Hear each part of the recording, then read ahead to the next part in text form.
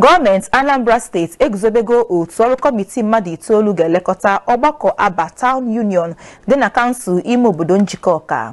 Mkpebi a dị n'akwụkwọ ozi sitere n'aka ụlọ ọrụ ministri na-ahụ maka echichi ọdịnala na ọdịmma obodo iji kwụsị esemokwu banyere onye ga-achị obodo ahụ nke Maazị Alexander Ekwuagana na Dr. Roy Chinwoba nọ n'isi ya.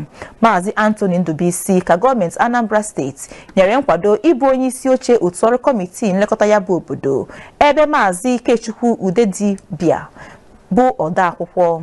Mmadụ asaa ndị ọzọ sitere n'ogbe nakwa ngalaba dị iche iche nke ọgbakọ obodo Aba sokwa na ndị otu ọrụ kọmitii ahụ.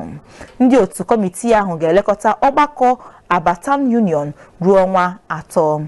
Gọọmenti Anambra Steeti kwuru na emere nke ahụ iji wee gbochie nsogbu ọchịchị ọzọ ma hụ na udo, ịdị n'usoro na ezigbo ọchịchị dịrị na obodo Aba.